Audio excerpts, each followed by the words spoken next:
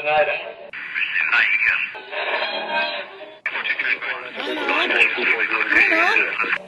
Lionel, is that you? There, I think I got it.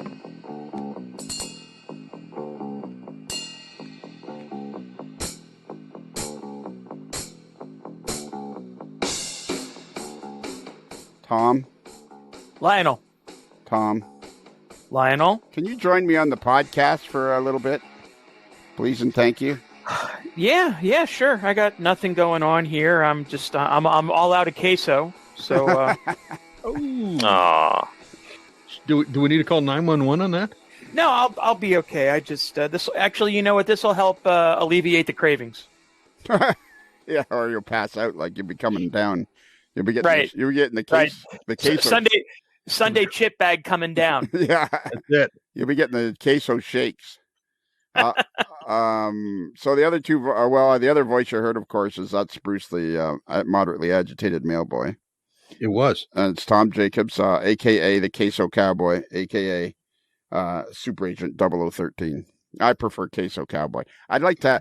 0013 will always be there, but I'd like to just, slowly kind of let it fade into the background, and you're just simply known as the Queso Cowboy. I you know what? I have to agree. I'm finding the Queso Cowboy persona is much more agreeable than the Secret Agent Double Knot Spy. Yeah, that's okay. So also here tonight is the you know him, you love him. He comes to every meeting. It's everybody's favorite politician, everybody's favorite small town mayor. It is none other than George Taylor, the mayor of Hornpain. Good day, my constituents. Yeah, exactly. How's everything out with town council? Oh, governing is just wonderful. Everyone just does what I tell them. Hey, you were just having a meeting. You were just in a Zoom meeting with. Tell us about that. Before we do, though, everybody turn your camera off so we can't see you, because we always like to turn the lights off here. So tell us about that. You just said before this you were on a Zoom meeting with Jordan Smith and Josh Anderchuk. Is that correct? That's right. Both fellows are from Rapido. Yeah, they were the guest speakers tonight at the virtual meeting of the Belleville Model Railway Club. We just it was kind of like an open kind of floor Q&A sort of thing. We had some nice discussions about, where the company's going and what we can expect and all that good stuff. So it was a great time. Did they mention me at all? No, but I did. Attaboy. You mentioned model. Well, I'm obligated to. It's in my contract. Yeah, exactly. You mentioned the AML. Attaboy. Of course. I just realized something. Our next guest, his initials are the same as my first two initials. Well, that's dangerous. Yeah. Bruce, the mailboy can verify that oftentimes I answer to LJ. You answered a lot of things, but LJ is one of them. Yes, exactly. All right, you guys. So let's see if we can get this right. So remember that time I was yelling at Lorne James? Yes. Sure. Yes, we do. How could I forget? That was the birth of the angry podcaster. Do you remember that one, Tom? Vaguely, yes. You listen to them all, though, don't you? You're one of those. I do. Yeah.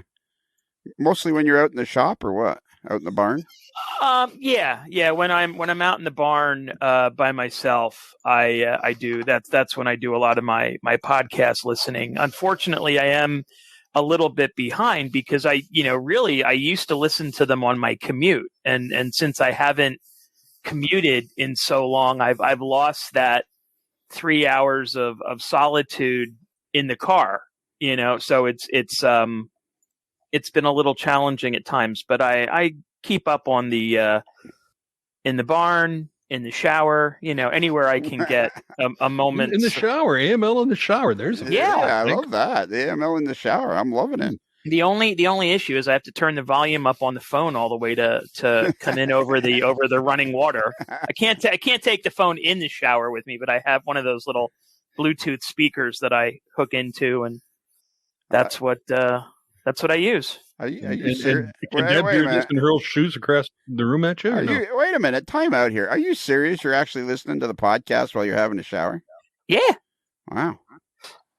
Yeah, yeah. It's here. Well, all right. We're gonna have sharing time with Tom before we get into this. For whatever. Hey, don't laugh too hard. I've done it too. For whatever reason, I've had this habit where I have to have music or something playing in the shower while I'm going about my morning routine, getting dressed, getting ready for work or whatever. I don't know why, I just do. And so, I have, I usually am playing music, but I also take the opportunity to, play the podcast on my little speaker while I'm in the shower. Wow. I find that kind of unnerving that you can listen to me while you're in the shower. You're there with me in my most intimate of moments. Yeah. It's bad enough. All I can say is a good thing Ziska's in here. Yeah, that's right. Yeah, Ziska here says Ziska, sorry, yes. Okay, so tonight, anyways, you guys remember when we were yelling at Lorne James? Yes. And I particularly enjoyed it. It kind of unleashed a whole new character. I felt like from that point forward, I could be I could just let it all hang out. Because Lorne, to his credit, thought it was a great podcast. And I thought it was pretty good myself. Yeah, I feel like I've built up a really good friendship with Lorne, so I've got him back here. So, George, if you wouldn't mind, I think he'd be pretty impressed if the mayor of Hornpain went and got him out of the green room. Yeah, I can add that to my agenda for today. I think I can fit that in. Okay. I'll go down there and get him right now. Okay, that's a good idea. That's a good idea. Since you're being asked to. In due time. These small town mayors aren't the sharpest. No, there's not a lot of the pickings are pretty slim. I don't move very fast because I don't have to. Hey, Lorne, come on out of the green room. Yeah, Lorne, come on in. Thank you. We will see you now. Yeah. Thank you, Your Worship from Hornpain. Much appreciated. Lorne, just scratch your microphone there, buddy. Oh yeah, okay, it's working perfect. Okay, Lorne, have you recovered since the last time I was yelling at you? I had a fun time that time, Lionel. Yeah, I know. I thought you had like your alter ego of like, the Lionel who's, soft, and you had like the evil overlord. You're like, you turned like the full 180 on it. I actually enjoyed it. I mean, I had a handful of people say, well, it wasn't great. I'm like, it's a good time. And, even your comment recently on the dude's podcast about, hey, I got mad at Lord, but hell, he loved it. Yeah, I did. Yeah. Is all I can say is it's kind of like Lionel that night was kind of like watching that friendly German Shepherd just snap and go nuts. Yeah, it was kind of like that. Well, it was like because you guys were being so Canadian, and I was like, it's not all about VIA and CP and CN. And, yes, it is. London transit buses are in there as well. Yeah. Oh God, what's going to happen tonight? Then it's more Canadian, isn't it? So that's why I made sure Tom Jacobs was here, so we had somebody else that lived somewhere else other than Southern Ontario. So that was my whole thought process on that deal, which was was brilliant, absolutely brilliant. Yeah. So before we go further, can I just say one thing? Absolutely. Mr. James is a pusher, and he pushed me the other day to encourage me, let's say, to order a couple items from his store, and they arrived today. A pusher? So, outstanding. Yeah. Fantastic. I thought I was back in the 70s there in Miami Vice. Yeah. He's a pusher? It was a dark alley down in Tillsonburg there. And, hey, buddy. Tillsonburg. He says you want to work in the tobacco fields of Tillsonburg. My back still aches when I hear that word. So the question is, Bruce, did you like what you got in the box? I do. They are very, very nice. So that's another one of those Otter Valley Lorne James behind-the-scene projects I've been working on for 8 months. There you go. They're beautiful. The only difference. Should we tell these guys what we're talking about, or let it be a surprise? No, we'll work it in. We gotta get Lionel worked up first. We'll get him worked up first, and we'll break that to him. All right. The only difference in his pushing is that the first hit isn't free. No, neither was the second. Somebody was talking to me. What were they? Push the microphone a little bit closer to your mouth there, Lorne. What was that squeaking noise? How's that now? That's good. That's good. What's that squeaking noise? Oh, it's probably my kid going outside. No, that was him moving the microphone. And I'm thinking of from National Lampoon's Christmas Vacation. What's that squeaking noise? Squirrel. You couldn't hear anything over a dump truck through a nitroglycerin plant. Yeah, that was the line. So okay, what were you guys doing today? So let's not leave everybody. What were you guys doing that was so exciting? So back in January, I connected with my good friends and my supplier, Allison and Jim from Stoddart's Art. They're a business down in Georgia. I met them in the 2020 Springfield Amherst show. Made a good relationship, and we've got a good friendship. Back in last December, I gave them basically a laundry list of about 60 different Canadian art pieces to make, as well as Northeastern Railroad pieces and fringe American roads that are very close to the Canadian border. And this past 2 weeks, they just delivered 12 unique Canadian logos. And come the fall, they'll have another 12 more unique ones that'll be one-offs, only available through Otter Valley for the Canadian and U.S. market. And Bruce was receiving of the first 2 pieces. Oh, there you go. Bruce, we had 84 pieces come in last Friday, and I have 4 left today.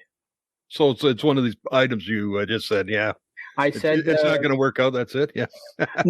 I actually targeted them for Father's Day. Honestly, Bruce. All right. They fit a good price point. They're a good man cave and train room item. Yep. So what they are, Lionel, and for the viewers. So Stoddart's makes handwood crafted art. So some of them are railroad locomotives that light up, that are LED, so the ditch lights and the cab lights light on. The ones that Bruce got was a CN and CP 50s and 60s vintageette of the company's logos and crests that can be hung on the wall, put in your office, put in your man cave, or put in your train room. Okay, and now we returned quickly right back to where we were before, which is one of the reasons I wanted to have Tom here. I'm looking on your Facebook page, and I'm looking at the photos of that, and I've seen this stuff. It's really, really cool. Yeah, I'm familiar with their stuff, and it is very, very cool. I've actually been contemplating. They started originally with a whole slew of different F units for different railroads all across the United States, and I have been debating getting a Reading F7 for the barn to put on display. I just haven't pulled the trigger, but yeah, their stuff is very, very cool. So I see here you got a Western Pacific F7. So yep. who would you sell that to? Well, we have shipped the art across the border. We shipped some of the art to Europe, some to Australia. So the Western Pacific was just a piece that Jim had left. They're going on a bit of a summer hiatus for a few months. So I grabbed some extra inventory on just kind of a spec and said, hey, you know what? I'll take some American roads that I think can sell. The Western Pacific looks sharp. I also had the Boston and Maine. I've got the Southern Pacific and the beautiful Widow paint scheme. Obviously Conrail and New York Central are close to the border. Same with NS, but I mean the War Bonnet's so far from Canada, but I mean it's an iconic paint scheme. So I'd like to have a little bit of high price candy in my shop when we are allowed to be open, and it definitely will be on flavor once the reopening happens on June the 16th in the province. Well, see, now go ahead, George. I was going to say, there's 2 here I see that might be of interest to some AML people. There's a really nice Rio Grande Moffat Tunnel, one that I think Mike Wachowski would love to have in his basement, and there's even like a Reading Lines Black Diamond here. Yeah, Tony Coca liked the Moffat Tunnel one as well. Yeah. Okay, so this is what we started fighting about last time. This is exactly my point. I'm angry already. We're not even 15 minutes in here. That's what we got off. That's how we got offline. And Tom, I think actually we upset Tom Patterson quite a bit because the next day he posted about how I seemed to be quite angry, and I think we scared him. I feel like Tom was driving to work and he had to pull over and kind of catch himself because we upset him. Puff into a paper bag. Yeah, he had to puff into a paper bag. Tom, you're used to that. Whenever we talk about Tom Stock 2020. Yep, twice the wait, twice the fun. Yeah. 4 days of peace, love, and little trains. Yep. I don't huff into the paper bag when we talk about Tom stock per se. It's really more about all of the desecration that you plan to do to my home when you arrive. So okay, so are you selling stuff stateside more often now, or what?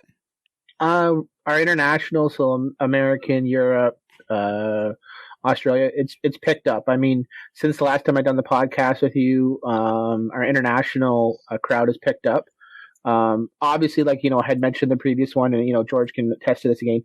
It is still at times very cost prohibitive to ship international and the States. It just is. Unfortunately, there isn't as many cost effective shipping options in Canada. But, if I see an opportunity to supply a customer or a one-off piece and, we can help them out, we will. And I mean, the Canadian pieces that we just did, a third of them didn't even go in Canada. They went either the States or Europe. So again, it's, different flavor. Obviously, I know you're not going to like this, but, I predominantly stock Canadian, but as you see, I do bring a bit more American flair in too. Yeah, I remember what we started arguing about was it's not that you're primarily stock Canadian, which of course makes perfect sense because you're a Canadian, very successful, not small anymore. You're a very successful, probably large Canadian hobby shop, one of the premier hobby shops in all of Canada. And we started talking about the buses and the Via cars, and I was like, but people, why not make a St. Louis bus? And you started arguing with me about, well, nobody will buy it. And I'm thinking, man, you'd be selling those. It'd be worth the drive across the border just to be shipping them from the other side of the border. And then very next day, Tom Patterson says, man, I like that kind of one-off stuff. So that's how we got on that road. And then the reason I started thinking I wanted to talk to you again was because not that long ago, you had posted something about auto racks. Yeah, I just did the previous month we did an exclusive run with Intermountain Railway. It's been a long time supplier of ours and a good relationship. I got a good relationship with Ron and Frank and the crew over there. My mother and my father had visited their shops back in 2014, and my mom always had a good relationship with Frank and Ron and Stacy and the crew over there.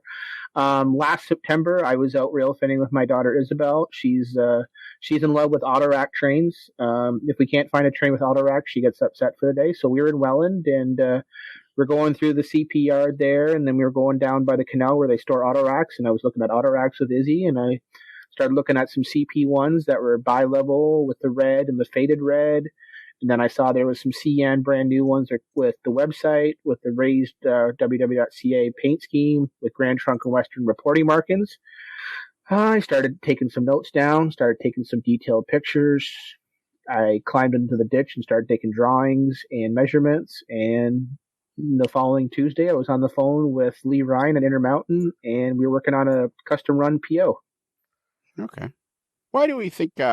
I mean, your sound is fine, your audio is fine, but it seems a little tinny, doesn't it to you? Like he's got his head in a bucket, doesn't it to you guys?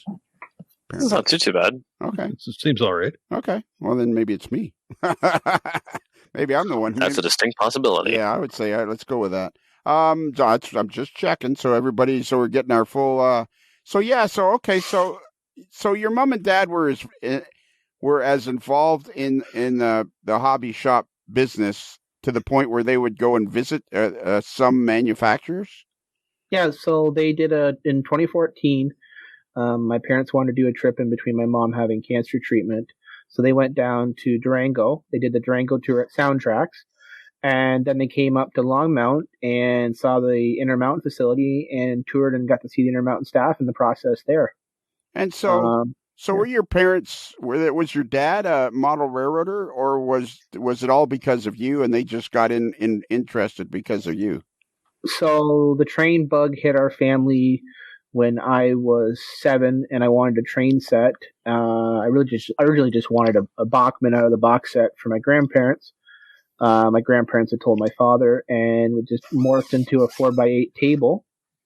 One Christmas day, all the relatives are, they're pulling this table out of the tobacco pack barn, and I'm like, what's going on? And next thing you know, my dad's carrying the 4 legs, and we got a 4x8 train table on one side, and then a slot car set. Yes, I loved slot cars too as a kid. 187, I still do. And we had a train layout on a 4x8 and a slot car right beside it. And next thing you know, I was a young kid modeling Norfolk and Southern because, that's what I grew up seeing down here because of all the Ford trains going to St. Thomas and Buffalo. And the 4x8 just started that. And then that next January, we just started doing train shows and going to train shows. And I went to my first LMRA meet at 7 years old. God, I was probably scared of all the older guys in the crowd, but I was the youngest guy ever probably at that London Motor Railroader meet. I was 7. I went to the January meet of, that would have been January of 95. Right. And just started from there. And then we built a room. And then, like I said on the other prior podcast, around the age of 16, 17, I wanted to, start selling trains and opening up a business and an entrepreneur. And then it just kind of evolved through the years. And, like you said, now I'm leading one of the largest premier shops in the country with, further growth and expansion. And hell, it seems like every month I got something cool, exclusive, or one-off only available to us in the world. I know. That's what's really cool. Hey, Bruce, is this a fair statement? Hello. Bruce? Hello. Bruce, are you there, Bruce? Hello. I love your new microphone, by the way. The sexy voicinator is a beauty, isn't it? Yeah, the sexy voicinator 2000. Bruce, you've Yes. known me a while. I've known you since I think 1990, so Yeah. So that's a while. I, That classifies a while. Yeah. I think we can all agree that I have a personality that at times can be somewhat annoying. Yes. Yeah. And I'm not just saying that to keep you happy. I love how that just rolled off your tongue so effortlessly. There was only one answer. That's years of practice. My friend. That was a reflex. That was not a considered response. That's right. That It's like Pavlov's dog. He's trained me to say that. Yeah. There'll be a box of Timbits show up my door tomorrow. Yeah. I'm gonna send Dave Abeley's like 10 cases of beer one day his door, but that's another story altogether. Beautiful. Lorne, I feel like I owe you an apology. Next time I see you, sign me your 1998 January edition of Motor Railroad, and we'll call it even. I don't know if I'd go that far. That's too much work. You know what? I like to. No, you know what it is. You're a cool guy. That I think part of it was our first couple of podcasts. We were feeling each other out, and everybody needs to know that since the last podcast where we discovered the angry podcaster, you and I have been texting back and forth, and our friendship has begun to blossom. And I become more and more impressed with you as each day goes by. Well, thank you, Lionel. I appreciate that. It means a lot. That and a quarter will get you nothing. But I do. So this is why I wanted to talk to you again, because you had posted on your Facebook page about these auto racks and how you had ordered them from Intermountain. So how does that work? Tell us as much as you can, because that's what the subject was last time. How did that work? How did you get the idea? How do you call these guys up? How does this work? It just came from that Sunday. I was out with Isabel, and we were looking at trains, and we're looking at racks, and she's just looking at racks and saying, "Hey, Daddy, do we have that one?" I'm like, "Yeah, we have that Ferromex, and we're looking at this, and we're looking at that." And I got a little bit of Jason Sharon in me. If I can get something for my layout, I'll do it. There's a little of that niche in me that, hey, if I can get something for the CP Hamilton sub or the CN Stanford time frame 04 to present, I can figure out a way to make it happen. I'll make it happen. We looked at some pictures, her and I crawled into the ditch and we started writing down road numbers. And after looking at about 400 or 500 auto racks that day, I had 5 numbers in CN and I had 4 numbers in CP that day. Then I did a bit of factory research, contacted a couple of my friends that work for CN and CP on a couple of car control numbers. And by Thursday that week, me and Lee Ryan at Intermountain had the numbers down. I just called up the phone on Tuesday and spoke with Intermountain. I said, I'd like to make the following 2 racks. Let's get started on the artwork. And they're like, well, Lauren, once we start in the artwork, it's going to, you can commit. Here's a purchase order. I want 6 road numbers of each. Let's get going. And then about 2 weeks later, I signed the agreement, and I had to do deposits up front, and then the balance when delivery. Was this the first custom cars you've ordered from Intermountain? No. So originally, years ago, we did the Goddard and Exeter units, but there was a dispute on Okay, a so second, now a second road number. This So is we had this is where we're going to have problems going forward. This is where we got to. This is because this podcast is international. You can't go too fast when you say you did the what? The Goddard. So back in 2014, Right. we were going to bring out the Goderich and Exeter Railroad, which is a railroad that exists in southern Ontario. Stratford on southern Ontario, another Canadian short line, very close to Buffalo, New York. In between Buffalo and Detroit. Yes. Up in the Lake Huron Peninsula. Right. At the time, they only had one road number painted. It was rumored that the second locomotive, which was an SD40-2, was going to get painted. I couldn't get any clarifications out of the Goderich and Exeter management on the road number. My suspicion was it was going to become 3394. I had asked Intermountain for a little bit longer delay, so that way I could get two road numbers. They still proceeded with the run. They made just under 100 units. It was mass available, but I had purchased just under 92 pieces. So I had about over 90% of the whole entire run in the world. And that was artwork and drawings that we did and provided to them. So that was technically my first sample with custom work with Intermountain.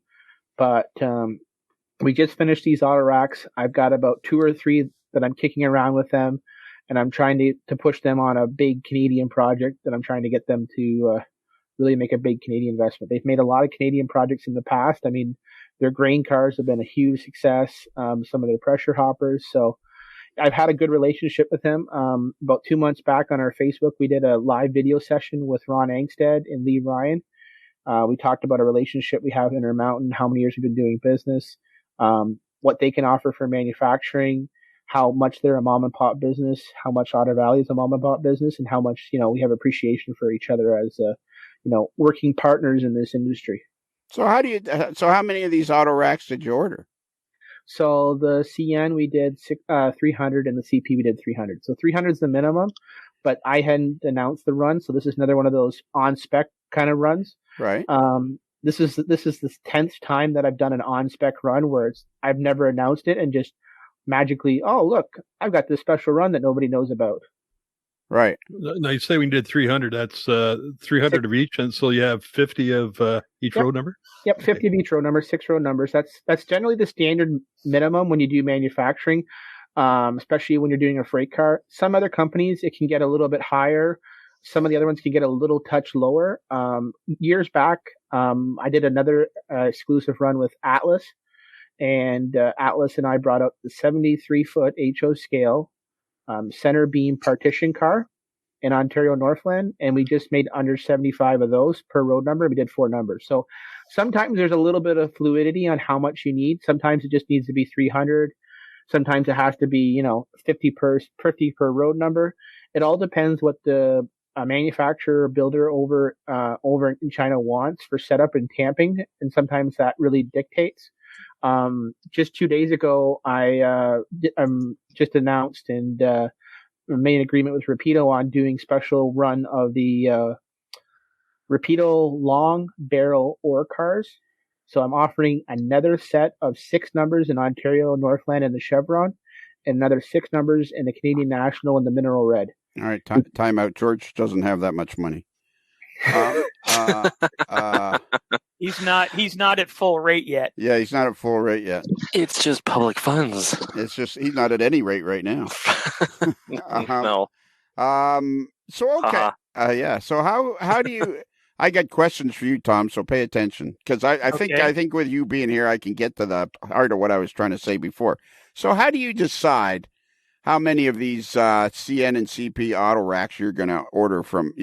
Because they have a minimum order of 300. How many have sold so far? Of the auto racks, I'm halfway through both numbers. Right. And what's the best, how do you advertise? Do you send out email blasts or what? So I do a multiple way of doing stuff. So sometimes my marketing style can be referred to as guerrilla, and George and probably Bruce has seen it. I have a pretty large Facebook friend list. Some of them are friends, family friends, modelers. I'll sometimes spam them with new pictures just to say, hey, look at this. It's cool. So I'll do that. I've got a large emailing list, so I'll use that as leverage. YouTube videos, Facebook Lives. I might drop ship a product on someone's layout as a complimentary gift and say, please advertise this. Don't return it. Please advertise this. Okay, so are these selling as well as you had hoped, or is it a little slow, or? They're selling as well as I anticipated. Everything you have to look at in that right now, the auto rack market in HO scale, it's never been greater. There's so many awesome offerings, whether it's Intermountain, whether it's Atlas, whether it's Walters, whether it's scale trains. Like there's so many bi-level, tri-level versions out there. What makes my two cars unique is one, the CP, as Ken described it. It's got that, in service, primed look. So the CP is actually a pink faded red, which is actually an in-road service. And the CN one is really unique. So it's the only car that CN has in their active roster that has Grand Trunk Western reporting markings, a CN reporting marking, and the www.cn.ca. And Mr. George, being a CN conductor, can tell you there's not many cars outside of those auto racks that have those three as reporting markings and a relatively clean look, is there? That is a fact. So, okay, so that seems to be, George, that seems to be a big deal for Canadians, is that, here's a car that has a CN logo and a Grand Trunk Western reporting mark and the internet reporting on the CN logo. And, Canadians are always trying to buy these one-of kind of things. And Tom, does that seem to be the same way south of the border, do you think? I think yes and no. And I think it varies depending on who the purchaser is and what their principal goal in the hobby is. You have, you're going to have people that will buy one of everything because it's cool, or it looks cool, regardless of whether or not, it fits their era or anything like that. I think you have that. I had to get away from that. I was like that for a long time. I'll give you an example. A couple years ago, Concours came out with a Reading Crusader set, which was the streamlined Pacific locomotive with the stainless steel shrouding, and then a set of 5 stainless steel passenger cars. Now, the engine only ran until like the late 40s when it was replaced by FP7 diesels. The train set lasted up until the 70s when, of all things, it was sold to Canadian National and became part of the Canadian. But it only ran between Philadelphia and Jersey City. It was for the New York commuter run. So anyway, Concours came out with this set. And really, if you're a prototype modeler, unless you were modeling the New York branch, it had no business on your layout. But Reading fans bought it because it was the Crusader and it looked cool. And, so I think there are people that will buy those collector's items, those one-offs, and to George's point, I think it comes down to, what you're looking to do in the hobby. And, are you primarily a collector, or are you more focused on, prototypical operations and having a prototypical roster or whatever? So, Lorne, so then do you feel like this is more of a Canadian thing, or this is like, is this how Canadian model railroaders get their jollies, is by buying these unique cars? Because I think that's where we got off track last time, is that I couldn't figure out what the big deal was about such an individual car when I'm thinking, well, it's such a small population compared to the United States. I'm thinking, what's the big deal? And I guess now maybe I've come full circle and I understand. Is this more of a Canadian thing, an Australian thing, where smaller countries with smaller populations, the model railroaders are really interested in individual pieces? So I'll speak to the rack. So the bulk of my rack sales for the CN and CP version actually went to the States, Lionel, because the 2 racks I did, They're all over the North American system. See, this is exactly what I'm saying.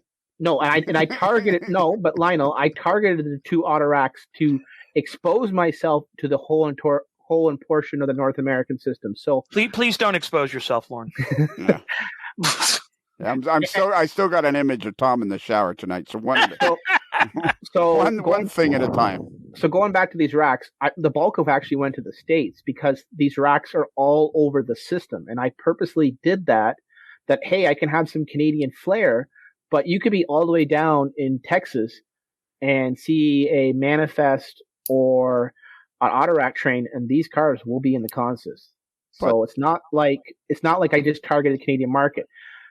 Now, going back to uniqueness, yes, there's a market for that, like the London Transit bus, like the Ontario Southland, like these barrel cars. But I've also learned from our last podcast and some other information that I've picked up through the years that if I can hit both sides of the border, well, I can increase my customer base, increase my customer reach, and bring more customers into my tent and potentially have long-term success. Wait a minute here. Hold on here. Am I reading it? Am I hearing this right? Are you guys hearing what I'm hearing? Is he saying that the podcast has helped his business? That's what I'm hearing. That's what I'm hearing. Sounds that way to me.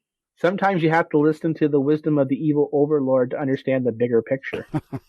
So now, yeah, you hear that, George?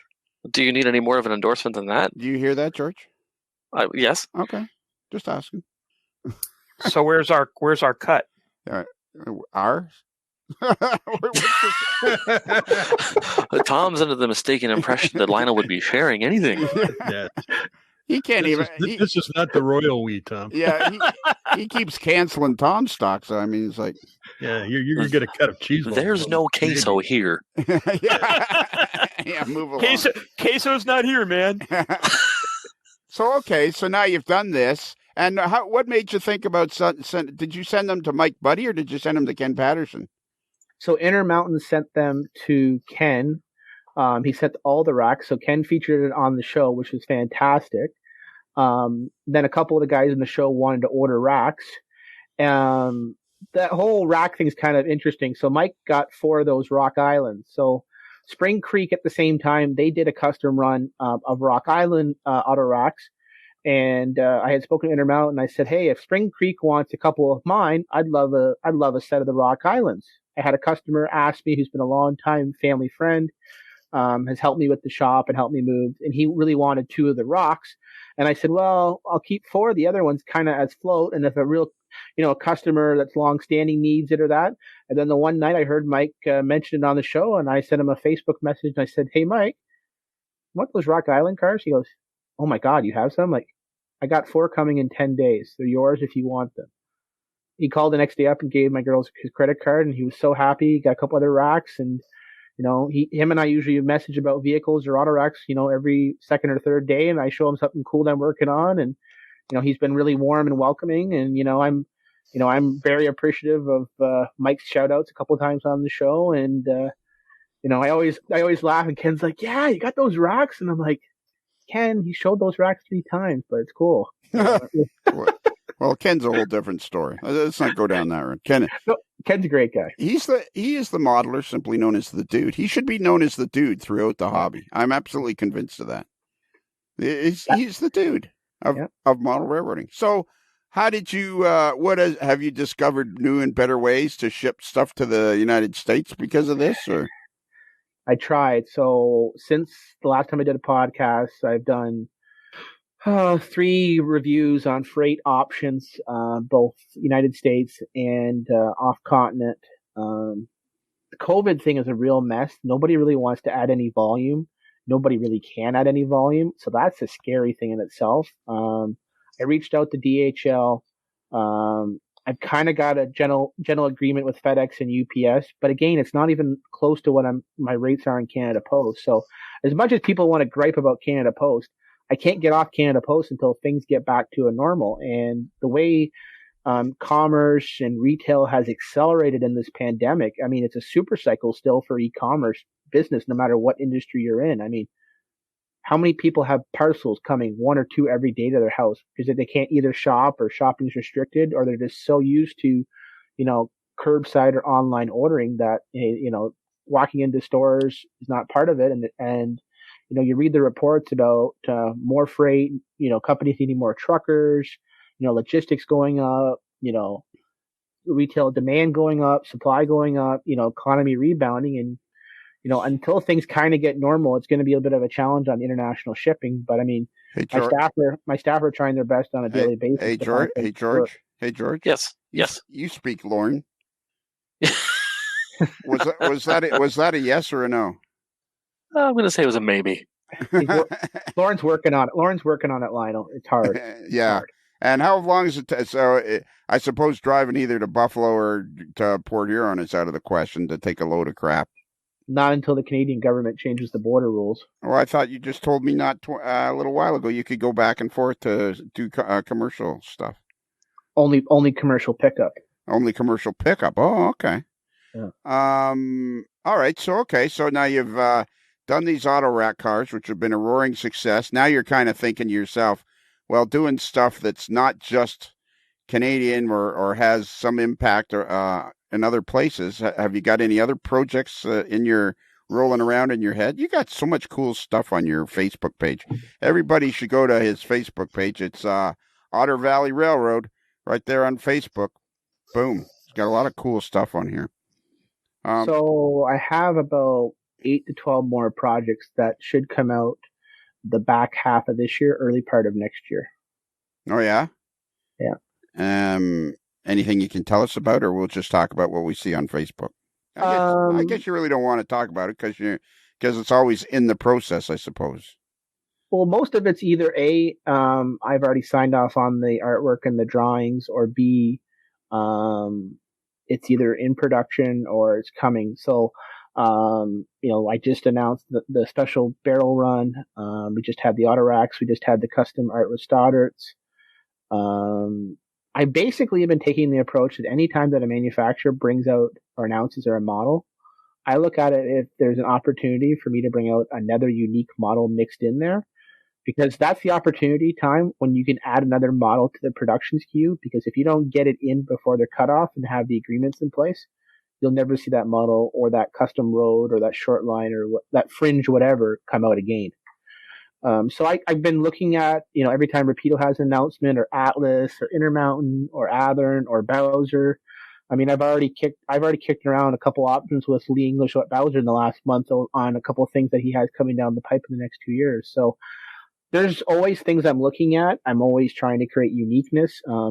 That Stoddard art, that was 8 months, and I blew through the inventory in 3 days. And I mean, I got people, calling every day up to my staff saying, "Hey, you got any more?" And I'm like, "Yeah, maybe in Christmas." And they're like, "What? Father's Day is in 3 weeks." And I'm like, "Oh, I'm sorry, can't help. I'm sorry." Okay, so what is the deal with like I've known of Stoddard art before. I've seen it probably at Train Fest. I've seen it in Springfield and things like that. And so it seems like to me that a lot of, I don't know if I can even figure out how to ask this question. So anybody feel free to jump in and help me work my way through it, but nobody's going to understand. Okie dokie. Yeah. So it's like I've seen this Stoddard art before, and is it that there's so many products out there that people just can't keep up with everything? So there's lots and lots of people that have no idea what Stoddard art was, and then once you put it on your Facebook page, it's like boom! Oh, I didn't know that existed, and away it goes. I mean, it seems like there's so many things that you'll talk about, or other retailers will talk about, that just come out and people are like, "Oh, I didn't know that guy existed," or "I didn't know this existed," or this and that, and it's been around forever. Is this hobby just growing like nuts, or what? The hobby is growing, Lionel. I will gladly admit that to you. The hobby is growing. Yeah, I know, but like nuts almost. Like, oh, you say you got all this stuff sold out, and it's how much does it cost? How much is, like, I'm looking at the CP. It's basically what it is. It's a wood carving, I guess, or of some sort, or wood laser cut, hand painted with all the individual parts. Like if you look at one of the locomotives, it's got all the parts, the electrical, the on and off switch. It's got the cab marker lights, the wind deflector shields, any horns or bells. Like it's it's got that cool factor, just like when you put your sunglasses on and do a podcast, like the coolness just goes up like 10. Yeah, I can see that. I understand that. So I'm looking at the CP 8839. What kind of locomotive is that, George? Can you see that? That's an ES44. ES44. Yes, that's right. That's an ES44, George. How much does that go for? Right around 310 to 320 Canadian. And they're all gone basically. The last shipment I had a month ago, I had 8 of them, and they lasted just under 48 hours. Wow. Yeah. What did you get, Bruce? I got myself a CP Beaver Shield. Right. Insert own joke here. And then I also got one of the round CN Maple Leafs with the green background on it. The green looks awesome, doesn't it? It does. It really does. It really does. And Can I ask you, Bruce, do you mind telling us what you paid for these items? They're about $100 a pop plus the shipping, so it wasn't too bad. Did you get your AML discount? Your AML staff discount? No, I don't think so, but I never did inquire. So let's go on to another subject, talking about now here's an interesting subject. Tom, you're going to have to pay attention to this because I find this to be endless. This goes back to this same discussion because it seems to me this is the way Rapido started. Now you're talking about, you realize there's a gigantic market south of the border. These guys, these Aurora miniature guys that are making the Draper taper. What's the locomotive designation? SD60F. Yeah, okay. That's the SD60F, which is also known, the nickname is the Draper taper. Yep. So I'm fascinated that these guys would start with a Canadian locomotive that will be mostly purchased or mostly pointed towards the Canadian market. Well, but you have to understand, Ben, who's in Toronto, he's a Canadian modeler, and it was on one of his bucket lists. I've known Ben for about 4 or 5 years now. It's been on his bucket list. Okay, but shouldn't a manufacturer, that would be like me saying, well, I really only want to talk, I only really want to talk to this type of person or that type of person. I mean, I try to talk to a wide range of people, the ones that annoy me and the ones that don't. And yet George is still here. Somehow. Yeah. So no, but I mean, I think to myself, well, that's great that it's something you want, but as a business, shouldn't they be looking towards something that a wider audience would want? So I'm fascinated by your take on this Draper taper locomotive.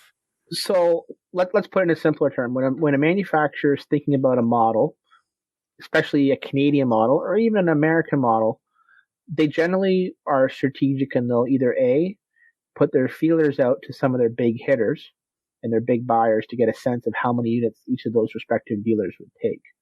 In the last 6 months, I've had about 4 or 5 of those unique phone calls or emails on, if we brought out this, how many would you buy? Would you be buying 200, 400, 1,000, 800?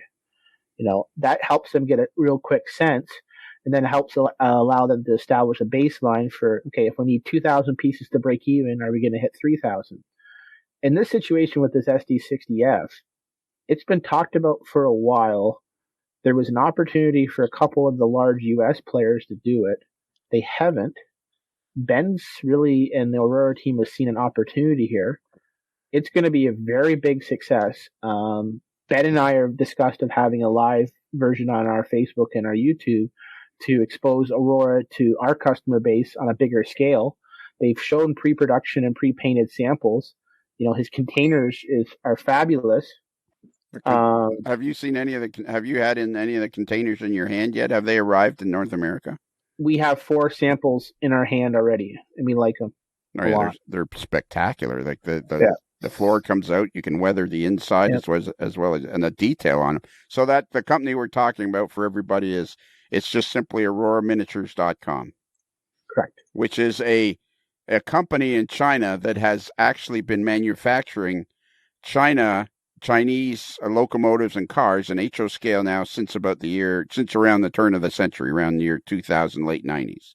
Yes. And the stuff they make is absolutely unbelievable. Yep. So then all of a sudden they get a hold of Ben because he's on one of their chat groups somehow, and they all decide, okay, we're going to make a Canadian locomotive. But I keep thinking to myself, well, the Canadian market must be so small as compared to the American market. Like, that's where I get confused. It's kind of like, well, yeah, but there's a huge, like, you're limiting yourself. Not necessarily. No, I don't. I not would. necessarily. No, I would disagree that you're limiting yourself, because I mean, I admittedly I do not know that much about Canadian railroading except from the Gordon Lightfoot song. But in all seriousness, though, I mean, I remember reading about the Draper taper, in old issues of MR over the years. So like even, down here in Pennsylvania, I know enough to know that that's a pretty iconic Canadian locomotive, right? Or style of locomotive. So, I could see very easily why, where that would have interest in a big part of the model railroading community in Canada for sure. But I'm sure there's people here in the States that would be interested in something like that too. So, I think, it's all about the recognition and the impact of a particular locomotive. Like I'll give you an example. There's a locomotive that the Reading had called an SW 1200M, where they took Baldwin switchers that they had from early in the diesel era, and the Reading sent them to EMD to be rebuilt. And when they came back, they looked like an EMD Baldwin hybrid. So they had, they had a Baldwin switcher cab, which, those are pretty distinctive looking. You can look at those and immediately, oh, that's a Baldwin. But the hood of the locomotive looked like your typical EMD switcher, and nobody makes these. And it's a pretty, the Reading had, I think they had 14 of them. And I've been bugging Bowser, Atlas, anybody to make these things. And it wasn't just the Reading that had them. I mean, number one, they lasted into Conrail. So it's not like you could do more than the Reading, but also the CNW had them. The Frisco had them. I think even the Northern Pacific had them. So, but they're still pretty obscure. So I have not had much luck in getting anybody to, go nuts about making one of these. But even then, it's far from the most ambitious project, Tom. I mean, like, manufacturers have authorized like way smaller runs of very niche equipment for one road and one scheme. But it's all demand. So they've got to at a minimum they've got to have enough to recoup their tooling cost. Yep. That's what we've heard that over the years from people like Shane Wilson at Scale Trains. I remember your interview with him. He said that's the main driver. Can we sell enough? Can we sell enough to recover our tooling costs and have some money in the bank left over to fund the next project? You know what? It's funny you say that, because this whole topic came up while I was talking to Josh and Jordan earlier, because I asked them the question. I said, using Rapido as an example, Rapido started off as a very, niche Canadian manufacturer, right?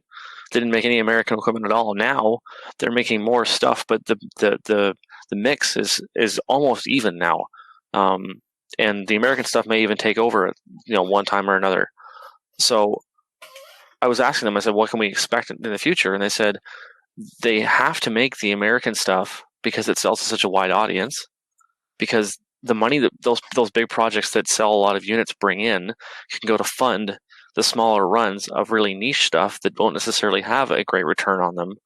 So it seems like it's a give and take. It doesn't always have to be a big budget project, or doesn't have to be a big money earner if they can justify selling all their stock and having another project cover the cost that they may incur between when it hits the shelf and when it leaves when the tooling gets paid for. Mm-hmm. So it seems like it's a bit of a mix, but I was interested to hear that they were saying that, because it sounds like that kind of gives rise to like passion projects or things like this that don't necessarily have a big return.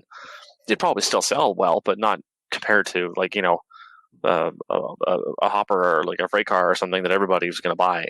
But the passion project definitely isn't dead, but it needs to be covered by more economically sound lines of inquiry. Well, wasn't the Tempo Train, wasn't that Jason Schron's passion project?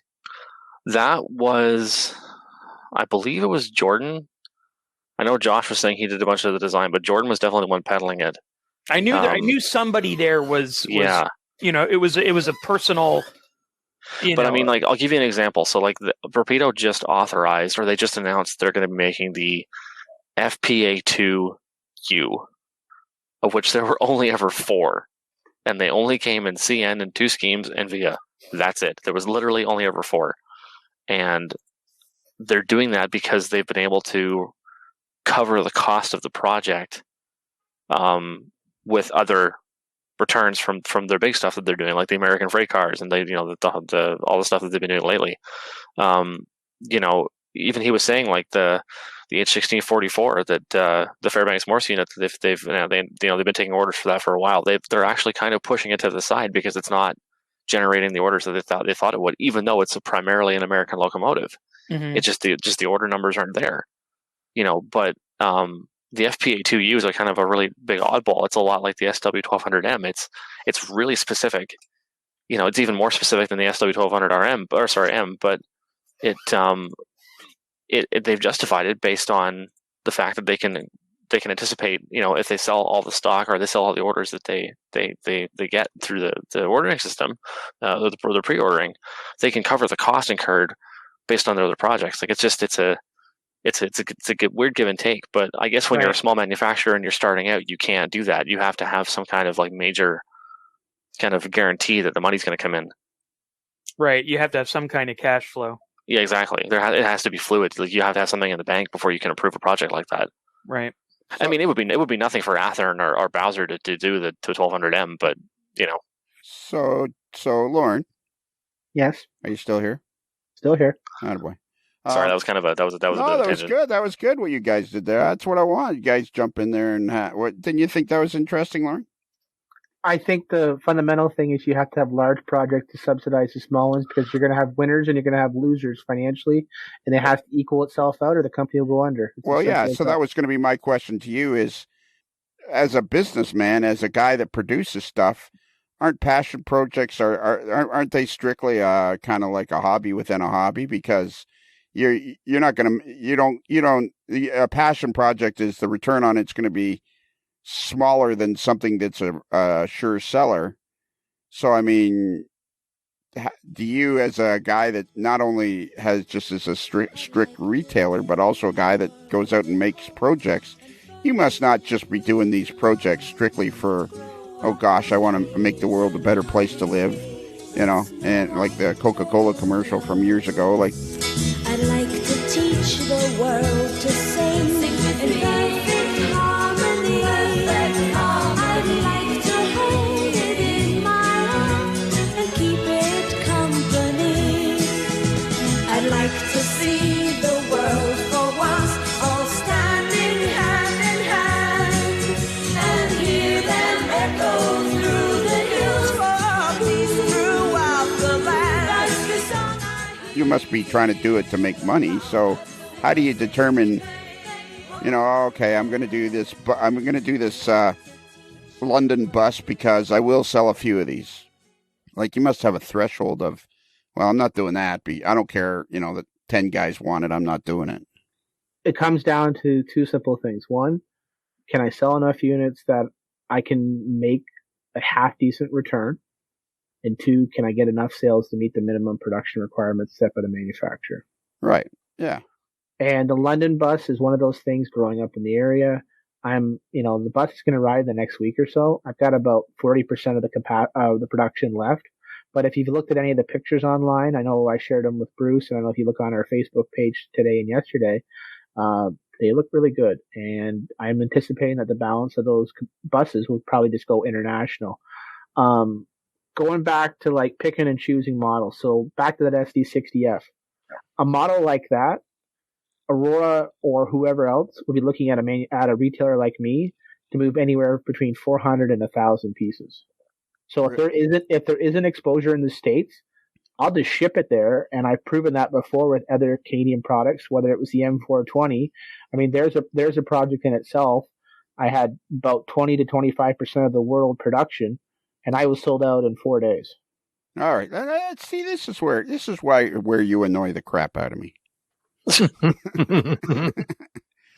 And there it is. And there it is. You're welcome, Lionel. You're welcome. Okay, speaking of buses, let's just back that bus up a couple of stops. Beep, beep, beep. Go look at the good-looking pictures of them first, Lionel. I saw them. I did a little research. I do as little research as possible, but I did look at your Facebook page before we started this. In between eating bonbons. So the M420, which was released by Rapido in Canadian National Paint. So this was how many of those pieces did you buy? You said you had 40% of the worldwide market? No, about 20%. I had 20 to 25%. I had just a shade under 500 pieces. Wow. And so how many of those do you think like half went to Canadian and half went around the rest of the way around the world? I'd say 40 to 50% was in country. 20 to 25% was United States, with the balance split all over through the world. All right. So how do you handle that shipping for those pieces that are going worldwide? Like up front, you tell the people it's going to cost X number of dollars. My website calculates international freight. It's all integrated Canada Post, and we have corporate and contract rates to Canada Post. So we ship international every day. Like Bruce's order was packed on Monday, he got it on Wednesday. So that's pretty. Like we just do it. We have a shipping and packaging machine in the back. My staff and my girls are fantastic, and we try to have everything shipped by 2:00 that day. There isn't anything that we haven't shipped international, other than a handful of like oddball weird paints or glues that have restrictions, but generally we know how to get it shipped and try to do it as quickly and efficiently as we can. I'm going to start loading up my AML shirt packages and just drive them down to you and let you ship them. Now the question is, Bruce, did you get a nice, lovely handwritten note, a sticker, and a pen in your package today? I haven't looked at it yet. I just put it in, and it's upstairs. I've been screwing around doing other stuff with it. So I will. Once I'm done here, I will go upstairs and there might do be an unboxing. There might be a love note in there for you, Bruce. Ooh, okay. Or a railroad joke. My girls generally put either a thank you, a railroad love note, a railroad interesting fact, or something cool. And then they generally put a little bit of OVR swag inside the box, whether it's a pen or an order pad or an eraser. We just try to, get that little bit of mom and pop feel back. Because at a time there, in early January, I was getting accused of being very Amazonian-like, as in it was very... yeah, I use that word. Yeah, I'm not Bezos. I'm not sitting on a pile of money. Anyways, our parcels didn't feel that mom and pop feel that my mom had always prided herself back in the start. So we just kind of, we put stickers, funny stickers. We put, an interesting railroad tidbit, or, a thank you note, or a little like a nice pen, or a screwdriver set, an order pad, or a magnet, something that just shows our appreciation. A customer on YouTube. No Rapido Locomotives tossed in? No? That would cut into the margin, Bruce, but thank you. But a customer online on YouTube actually called me out on a review, and I was very happy. Him and I connected that day, and I said, I'm very happy that you gave me the review, whether it's negative or positive. I'm going to take what you gave me, and we're going to go and implement it the following Tuesday when we came back from a holiday weekend. And he goes, oh my God, you listen? I'm like, I listen to my customers all the time, and we make changes and we make improvements, and that's why we listen. So he was blown away. Then he ordered a month later, and he goes, I like the subtle changes. It makes me feel appreciated. And I said, I'm appreciative of your business all the time, and I'm appreciative of all the other customers' business all the time. And whatever we can do to make the modeler smile or be happy, we will try our best. Just out of interest's sake, are you guys sure that his microphone is working? I mean, if you guys... why? No, he seems like it's like he's got his head in a bucket or something. No? Okay. I think we're bucket free. Okay, all right. Yeah. That's just my opinion, but probably at my end then. So did you guys, George? Tom, I know Tom. He's kind of at that age where he's leaving his car keys in the fridge.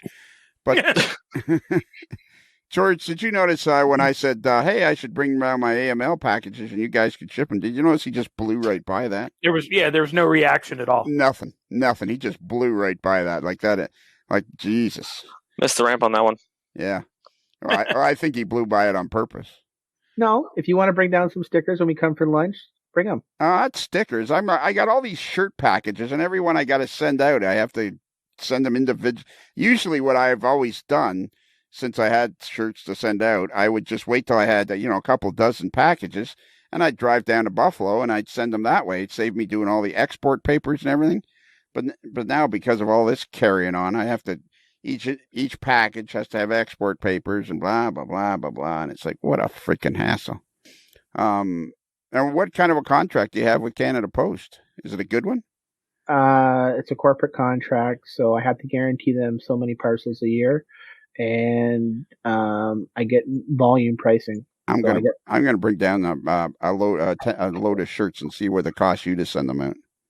Again, nothing. Okay. Again, Okay. He doesn't Okay. want any Okay. part of that. He doesn't want any part of that. It's not going to be me that you're going to have a part with. You're probably going to have one of my girls in the back and say, this guy showed up with a trade shirt on. He says he's going to ship stuff out. You know about this, Lord? Yeah, I do. Don't give him a hard time, but kind of work him over, okay, girl? Just smile and nod. Yeah.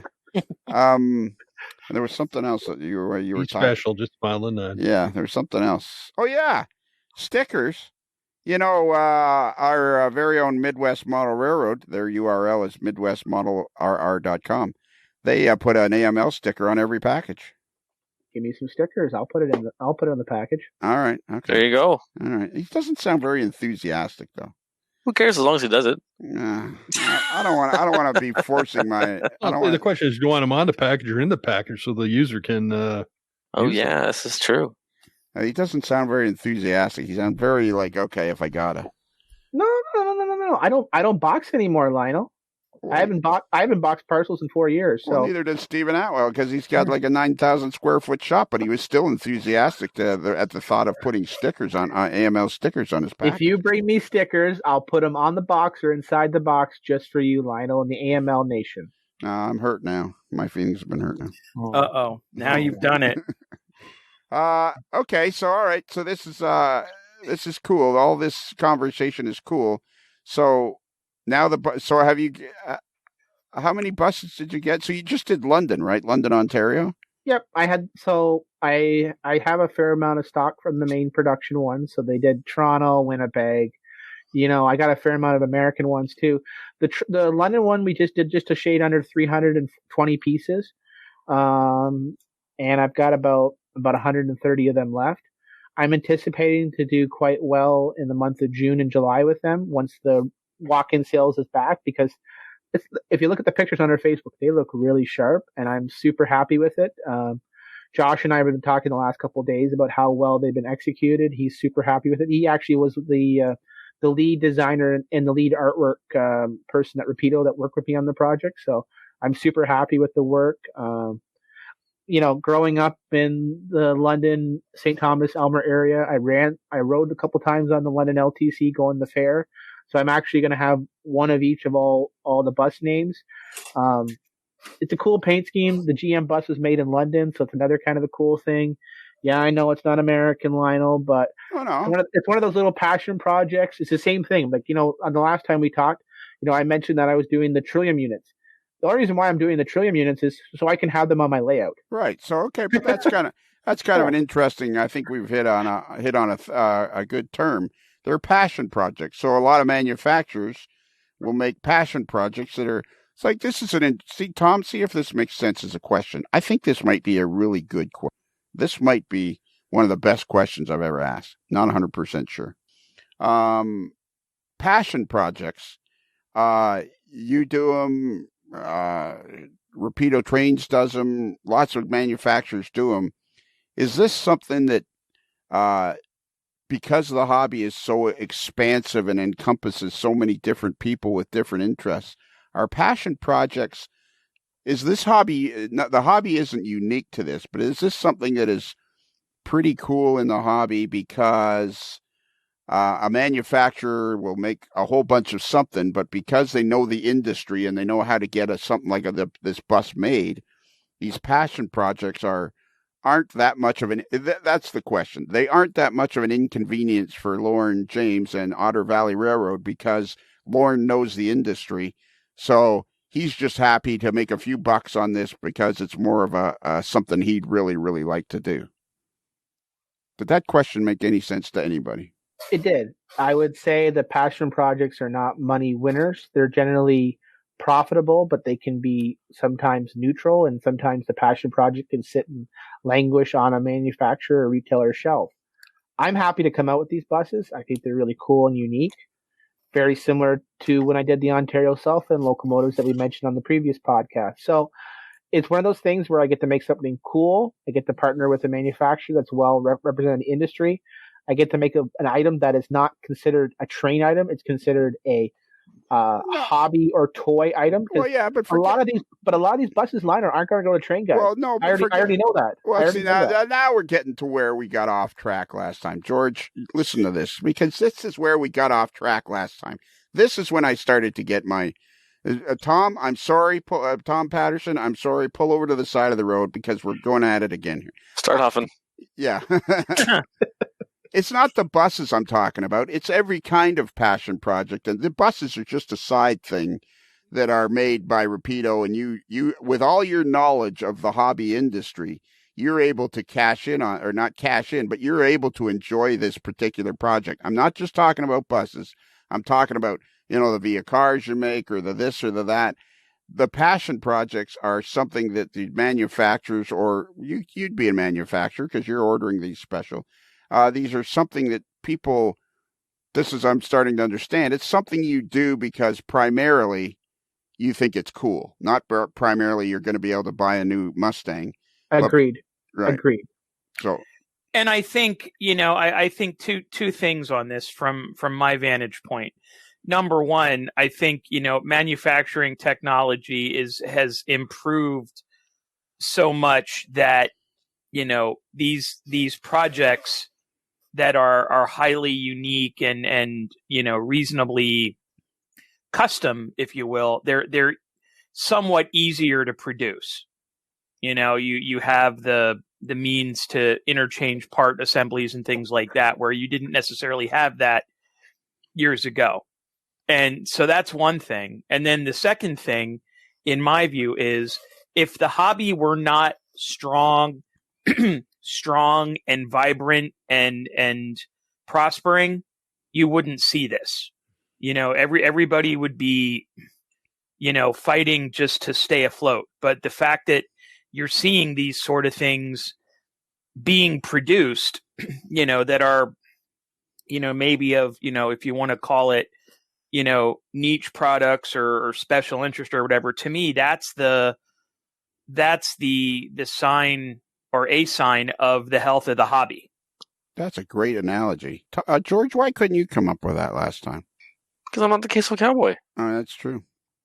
I went on my monologue about passion projects earlier. I had to give Tom some leeway. Yeah, I think that's an excellent point, Tom. I know in a minute we'll ask Lorne, but I think that's an excellent point. It's an indication of how strong the hobby is because the manufacturers can produce these things that aren't necessarily going to carry the business. They'll make a few bucks, but more than anything, it's just another product they can sell and keep cash flow going and enjoy it at the same time.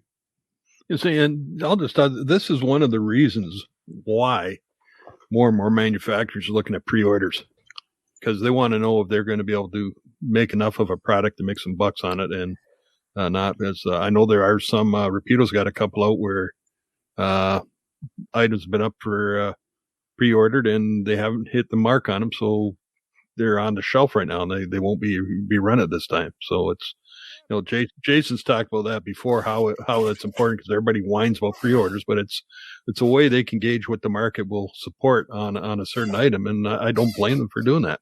No, because if you, it's I mean, at the end of the day, there's no doubt that somebody like a Jason Schron is incredibly passionate about the hobby.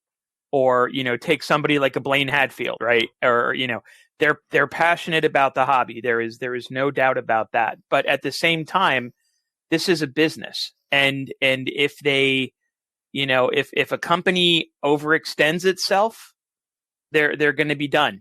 If they make the stuff, if they get out over their skis and have a bunch of products sitting around that nobody wants, they're done for. So it's a pain in the butt,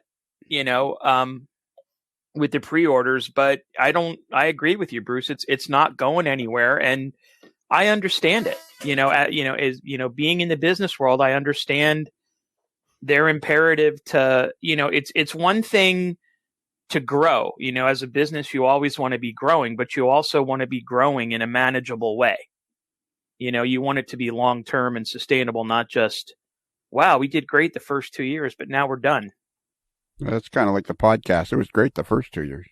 Yeah, and we're still not done. yeah, we're still not done. We're still, Now the train we're keeps still doing rolling. introductions. Yeah, we're still. Right. Yeah, think of this as just one long introduction. So, what'd you think of all that, Lorne? I think that's I think we've managed to finally figure it out. What it is we were all trying to say is like these passion projects are that's a great analogy, Tom. That the passion projects are an indication of how strong the hobby is. Why couldn't you come up with that, Bruce? So I wasn't loaded up on queso. Well, and also I didn't come up with it either. But what do you think of that, Lorne? I mean, some of these things, and I don't disagree with Bruce, but there are tons of people like Otter Valley Railroad that will go out and order a whole bunch of auto racks on spec and then sell them. He doesn't do pre-orders for that. So there's two things. There's two things for you to cover there, Lorne. What do you think of that as the passion projects are an indication of how strong the hobby is? The passion projects show you how diverse and wide-reaching the hobby is growing, that people aren't modeling your traditional class ones or your fallen flags. They're looking at more fringe or other or smaller roads. But it also shows you the uniqueness and the understanding of the manufacturers to bring out those road names, where in years past, you either had to take a class one and strip it and do the modeling yourself or get it undecorated. So there's that approach too, Lionel. I think another thing that Tom and Bruce will agree with this is by a manufacturer bringing out a project and a dealer, whether it's Otter Valley or ABC Co. or whatever, if they can come in and say, hey, I'll take an extra 300 or 600, that actually improves the profitability of the project and actually helps the long-term viability of the manufacturer too. Yeah. Because it extends the life and gives the legs larger to the project. Yeah, so you're helping the main manufacturer by ordering a bunch more, and because they're making money. So I mean, I think that's a great analogy, Tom. That it's an indication of the strength of the hobby. Wow. Out of the mouth of we got to put that. Yeah, that was like his 2016 quote. Every 5 years, whether you need it or not, the Queso Cowboy comes up with a pearl of wisdom. I've added value. There you go. Do you sell WD-40 at the old Otter Valley Railroad, Lorne? WD-40, that's an industrial product. Yeah, I know, but we, like if you had a squeaky chair or something, you could spray WD-40 on it. No, I would just toss the chair out and light it on fire, but we can't do that right now. That chair's annoyed me this whole entire podcast. I'm not going to lie. Well, we're not thrilled with your microphone in a bucket either, but we're putting Whoa. In this corner, coming down off the queso and getting angry. Well, in all seriousness, I'm going to go this weekend and get a new chair because it's driving me nuts too. Well, that's good. We didn't hear it that much. You could I was trying to be cute, as I always am. Your other part of your question there, Lionel, about the pre-orders. So some of these unique projects, I just won't announce I'm doing them because I already have a manufacturer's quantity set, and I know I can't order anymore. Recently, on a couple of these unique ones, I've actually just come out and said, hey, if you want to pre-order it, I'll pre-order it. I might change my approach and forget the stealthness and just do the pre-order. It all really depends. It depends kind of my mood and if I want to do a stealth project. But going back to a previous one, the pre-orders is really an interesting game. It really sets the manufacturing quantities. It really sets the materials you need to purchase, how you set your factory floor, and how much factory time you need to make a product. With the retailer side point of view, is the pre-orders are an evil requirement to sustain a business. If you don't take pre-orders with some deposits, there's no skin in the game, and the customer can walk, and you could be exposed to a lot of inventory risk very quickly. Generally, I try to keep myself within controls. Now, obviously, if a big project comes out, I will double down or pick up slack. Like that M420, I only had a third of them pre-ordered, and the balance was all spec. But I look at things so different than a lot of other dealers. Like if I think I can make money on something, or I know that it's going to be super hot, like a good 4-axle model or something cool Canadian, or if I look at the production schedules of a bunch of companies and say, hey, nothing's coming for 3 months. This thing's going to be so hot. Give me every single unit you got, and I'll take anything else that comes available.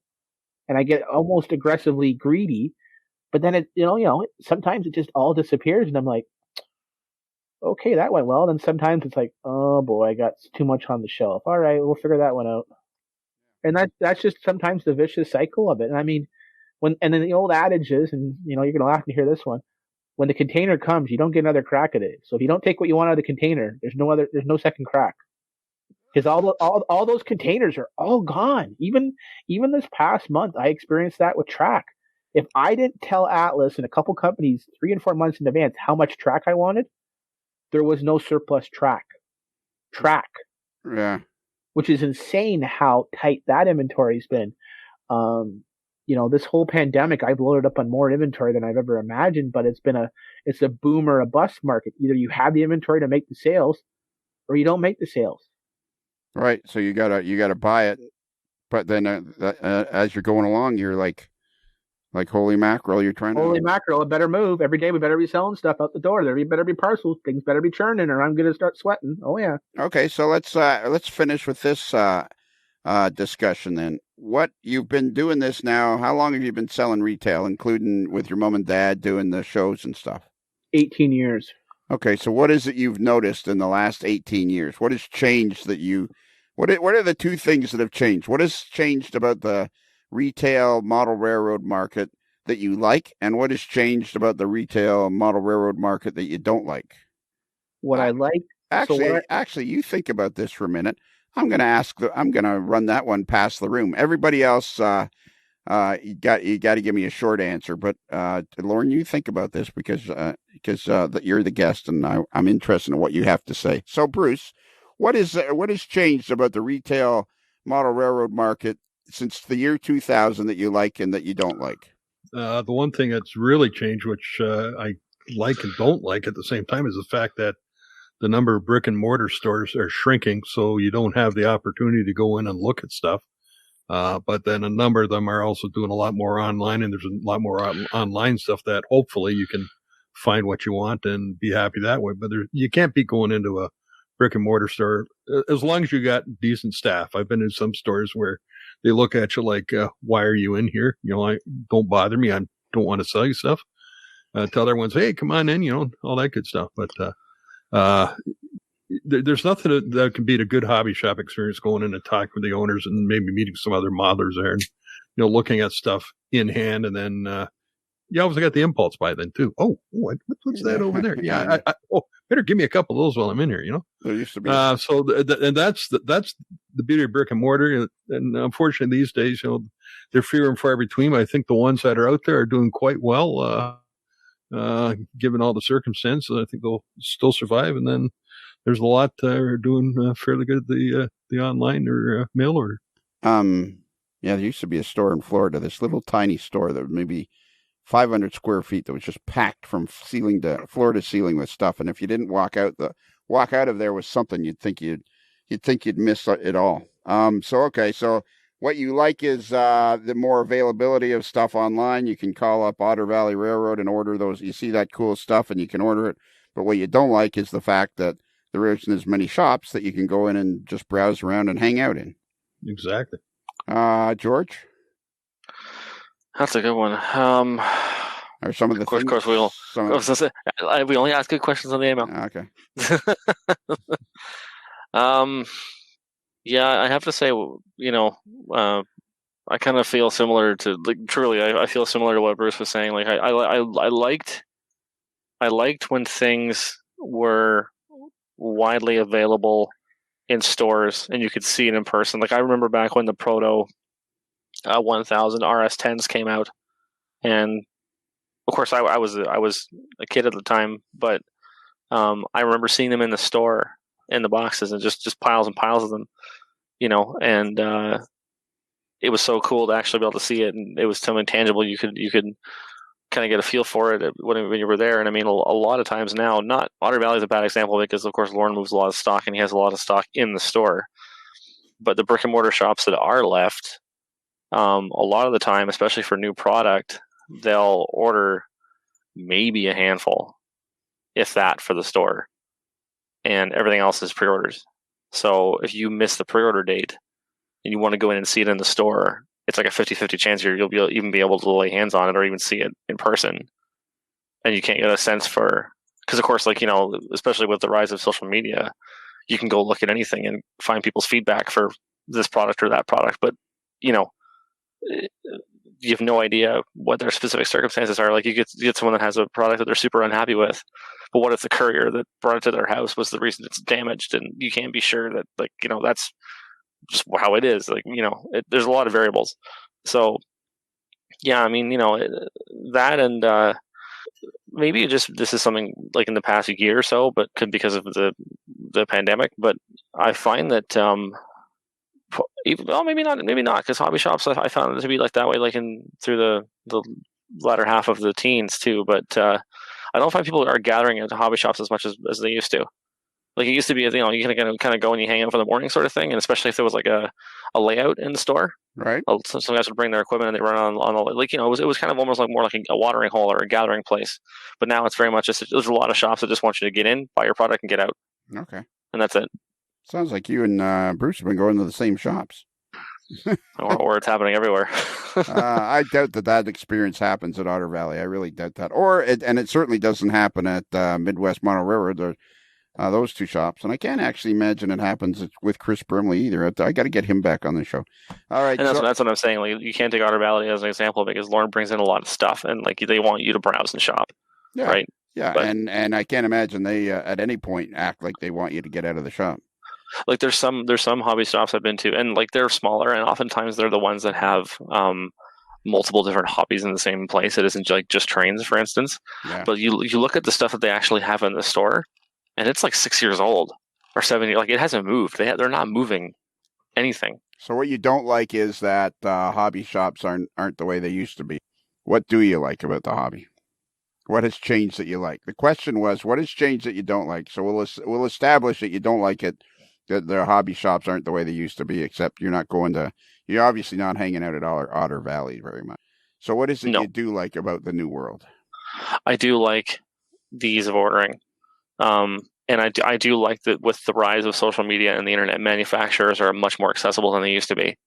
Okay. You have the ability to, like, it's like today I was talking with Jordan and Josh. I was able to engage with them directly, to ask them questions about the company and the products, and that didn't used to be a thing. Right. You used to have to, I would imagine, of course, I kind of miss this whole thing being a millennial, but I would imagine you'd have to try and catch, a lot of the time you'd be catching manufacturers at shows and trying to jostle for a couple minutes to ask them a couple questions, and that'd be it. Now you can, email or Zoom with whoever and have your questions answered. So the accessibility and the ease of ordering is really, really good. All right. Tom? I think Bruce and George both made good points. I think for me, the thing I like is the the technology, and the improvements in technology, things like laser cutting and 3D printing and all of that stuff has created a wealth of products, very small batch, kind of niche products that, you used to have to scratch build yourself or whatever, So I think the variety of products that are on the market now, not just locomotives and rolling stock, but structural details or things like that. It's amazing what's out there and how particular things can be. It's not like where you used to go to a somebody's layout and there's the Walther Street Terminal and there's the Helgen Brewery and there's the DPM Carol's Cafe or whatever. Now the Atlas Lumberyard, yeah. Right. The Atlas Passenger Station or the Atlas Trackside Shanty with the two guys playing checkers. There's so much more that's available. So that's to me the good thing. And I agree wholeheartedly with Bruce and George about the struggles of the local hobby shop. There used to be at one point, there used to be at least 4 hobby shops in the Reading area. Now it's down to 1. And if I want to go to, if I want to go to a second one, I've got to go, either an hour away to Strasburg or an hour and a half away to Trains and Lanes. So that, and there was the social element that George talks about, but also when I was, when I was just starting out in the hobby, almost, 20, 25, 27 years ago, going into the Iron Horse on my lunch break at work and talking to the owner. And I mean, I got a lot of education, about how to lay track, how to wire, a lot of that hobby skill, you can get that from the books and the magazines, but I got a lot of that from talking to the guys at the hobby shops that I went to. Yep. Okay. Yep. So you lose some of that community and that knowledge transfer. Yeah. Okay. I have an opinion, but we'll go on because what is it that you do like about the hobby? I said all the crazy products that you can get now. Okay. I'm sorry. It's the diversity of the products, right? I fell asleep. I'm sorry. No. That's okay. I warmed you up. I thought it was okay. Yes, all right. I like to go on monologues. It's a mayoral thing, okay? Yeah, exactly. Okay, so basically you 3 guys are pretty much the same. You all miss the local hobby shop. I don't so much because I think that social media has brought the hobby much closer together than it's ever been because most people will say, and my point is there's plenty of good hobby shops. They're just not as plentiful as they were before because of the internet. But the guys like Lorne James and Stephen Atwell and these guys that have figured out how to, and Spring Creek model trains and stuff like that, and Train World, these guys that have figured out how to embrace the internet and run a hobby shop, they use their hobby shops as more as warehouses and then you go from there. All right. No, I agree. And I agree with you that the hobby shops that are still there are excellent and can do all that. It's the fact that there's less of them or fewer of them is the sad part. Yeah, it is sad, and it is something that we all miss, I think. All right, Lorne. So you've been in this business almost 20 years. You've seen a lot of changes in those years. You're very, very successful at running your business now.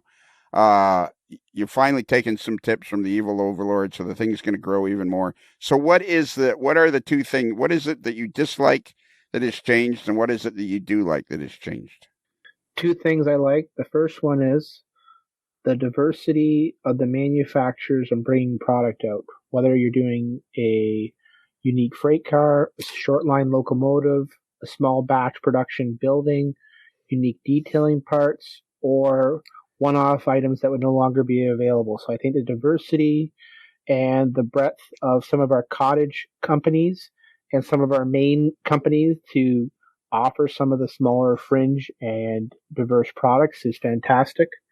I think the uniqueness of each of the companies in the industry add a lot of variety, whether it's, vintages of certain eras, certain contents, certain provinces, countries. I think that's great. I think the hobby has never been better because it's not stuffy, stale, and old. And I'm going to get hammered like hell by a lot of people for what I'm going to say. I'm a 35-year-old modeler. I actually enjoy electronic modeling. I never enjoyed being in a room with a stuffy presentation. I look at the plethora of information on Facebook, YouTube, Pinterest, on Flickr, and it's amazing. And the ability to get connected to modelers, whether it's to shoot a message to Bruce, George, talk vehicles or cars with Mike Buddy in a matter of seconds, is amazing. So I don't feel that camaraderie has dissipated, as George indicated. I think there's ways that we can interconnect, and if you're connected to any of the different groups that have modelers that featured, or any of the modelers that have their own feature page, like Bob Fallowfield has the Galt sub, or you get into some of the guys down south that have different northeastern or southern feels. It's really great and unique, especially when you get into some of the YouTube channels. So I actually think the hobby is better, and it's better pictured. And I think it's going to come down to the organizations and the groups to properly adapt, or those modelers will never join and come forward. I think the pandemic has actually opened up the eyes of some of the older established groups and how they have to connect with the new modelers in the new wave. So those are the two things I like. Yeah. The two things I don't like is people complaining about the past glory days.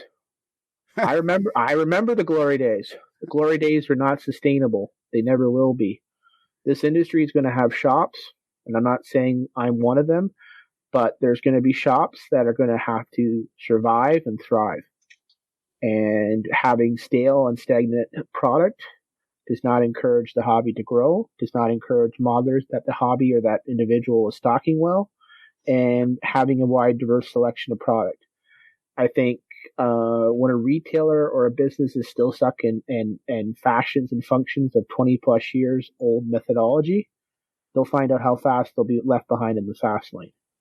I constantly have to innovate and change, and I'm under 35.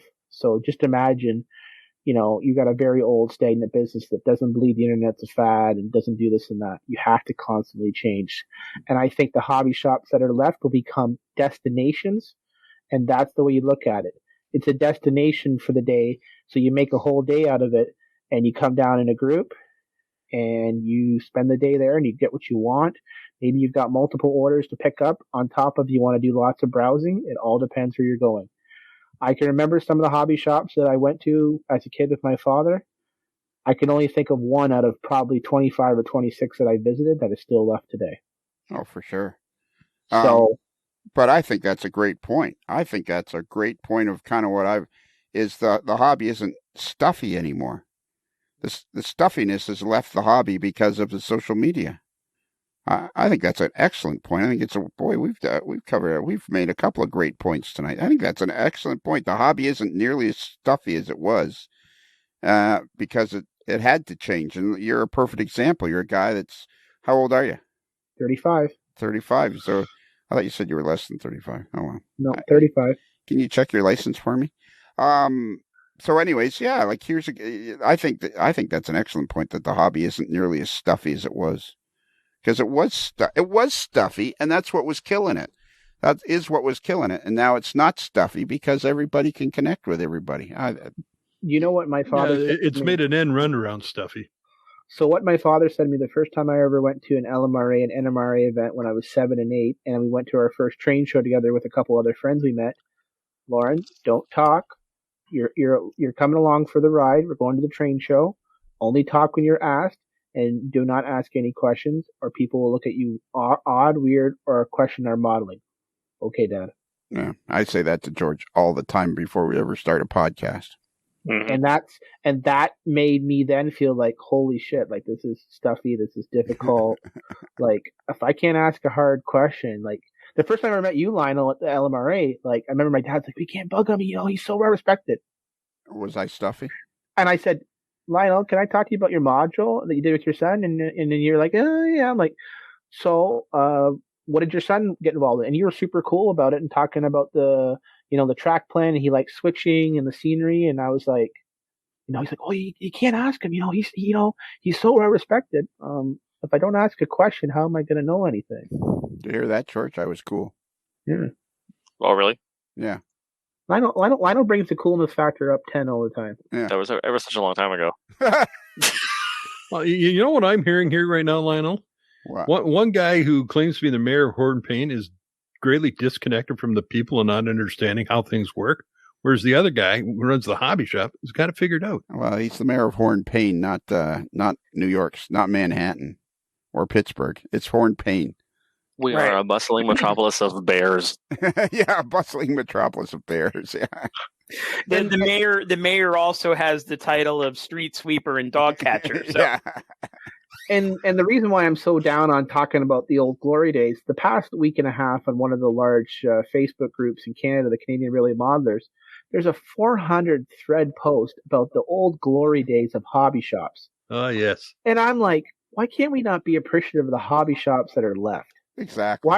Why do we need to talk about a hobby shop because the owner was sick or he died or the wife died?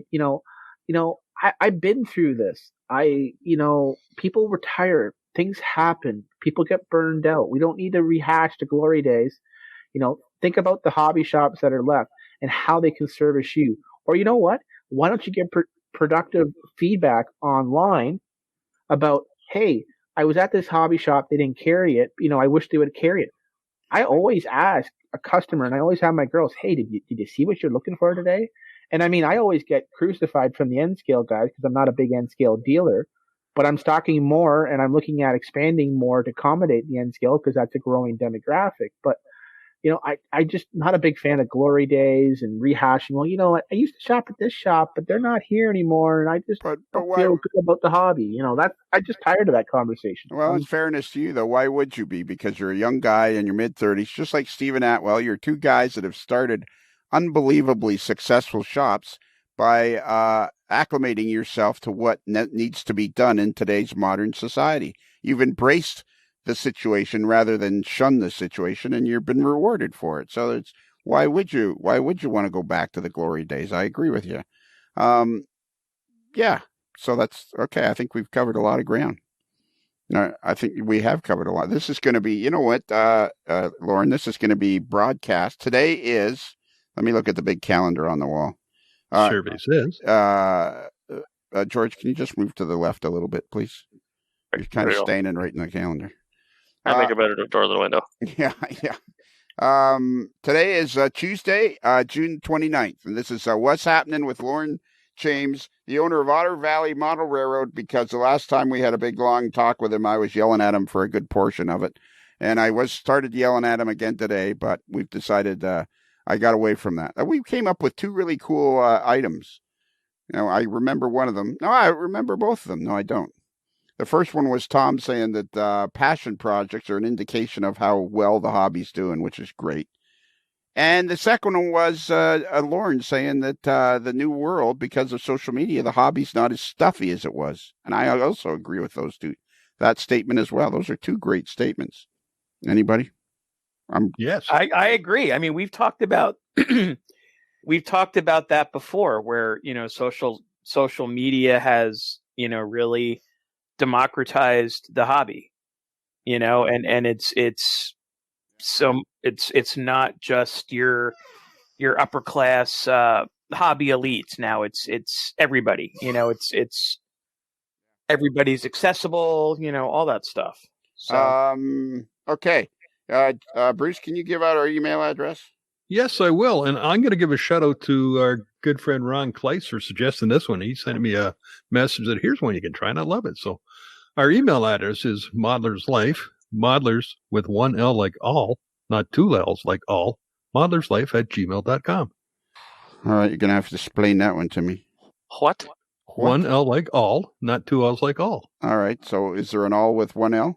There is. Yes. It's a woodworking tool or leatherworking tool. It's a woodworking tool. AWL. AWL. Mm-hmm, it is. Wow. Yeah. And you know that too, do you, Lorne? I've watched my few episodes of New Yankee Woodworking Shop as a kid, so yes. Did you know that, Tom? I did. Yeah. Why does everybody else know stuff and I don't know anything? I don't understand that. Well, I do, but And we have a website now. Okay, so this is on Patreon on June the 29th. This is on Patreon. But about a few weeks after it's been on Patreon, I'm going to give it to Lorne, and he can put it right on his website if he so chooses. I will share it on my Facebook. I will share it on my newsletter, and I will also share it on my YouTube and Twitter. Yeah, well, you'll have to download it to something because people won't have access to it unless they're Patreon members. So I'm going to give it to you in July sometime, and you can either stick it right on your website or whatever you want to do with it. And people can listen to you talking to us, and they can listen to me yelling at you. The funny thing is, the last one, Lionel, I actually shared on my LinkedIn business page. Oh, good. Yeah. Excellent. Bringing the trains back to the professional world too. There you go. Yeah. Well, yeah. Things are going to change so much, and I hate that when I'm listening to podcasts and the guy will go, "I was going to say something, but I don't remember what it was." And then I think I know what you're going to say, Lionel. The hobby's exploding, and we're all going to be covered in goo. Yeah, model railroad goo. Model That's railroad. right. Model Not railroad just goo. Model railroad goo. Model railroad goo. So though, for those If you're going to quote Lionel, get it right. Yeah, there you go. So for those of you that are listening to this through Lorne's through the Otter Valley website, we have a website. It's called A Modeler's Life at amodellerslife.com. That was really poorly done. It's called A Modeler's Life at amodellerslife.com. Well, no kidding. And we've done the email. We have a Facebook page, A Modeler's Life. We have another Facebook page called Fans of A Modeler's Life, which is very. And I think that's it. Is that it, George? Have we covered everything? I believe we have. It's been a very interesting discussion this evening. It's been great. I've really enjoyed it. This will be, as they all are, an excellent podcast. It will be an excellent podcast, and I want to thank each and every one of you for helping me make it, because if it was just me talking, it would get pretty boring pretty fast. I want to thank you for not kicking me out yet, and I won't let the door hit me on the way out. And I went back to my Bears. And I want to thank our American friend tonight, all the way from Robesonia, Pennsylvania. He's building a beautiful Reading layout, and it's going to be a destination layout. And if you want to see it, you just go up and knock on the door, preferably around dinner time. I think that's it. I feel like I'm missing something, but I don't know what it is. So I think we're good. Okay, Lorne, are you ready for the end? I'm trying to remember it again, Lionel. I know. It should come back to you. Yeah, this one is pretty easy. So just speak up and play along. All right. So remember, A Modeler's Life podcast is considered marginally adequate by 6 out of 10 people. Oh,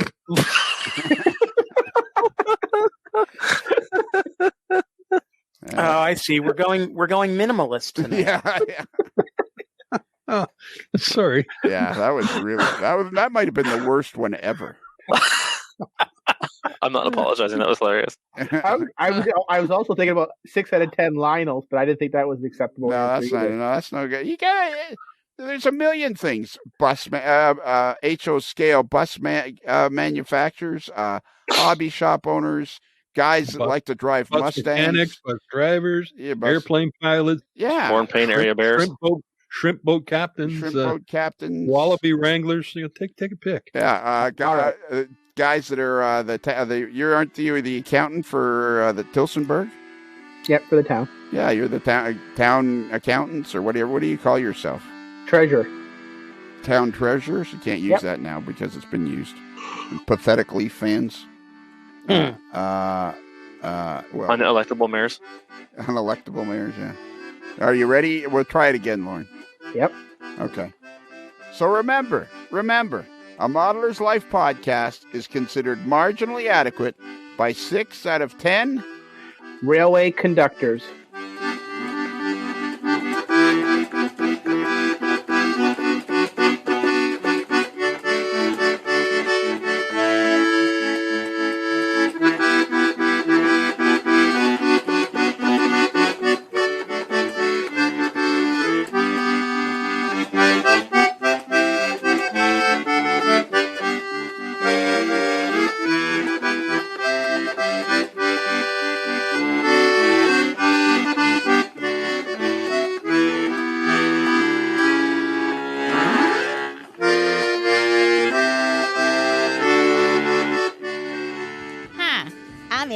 Well, me and my husband love you to come and visit us at Texan Edna Boyle's Model Railroad Emporium. This week we have Athens Gold Hustler on sale for the low, low price of $19.95. Right, Tex? That's for sure, Edna. We got over 400 square feet at the back of our double wide. We're open 3 hours a day, so bring the whole family. Bring your Aunt Dorothy and Uncle Gus. We got free parking. It's cookout weekend, so come on down to Texan Edna Boyle's Model Railroad Emporium and get a free budgie for the kiddies.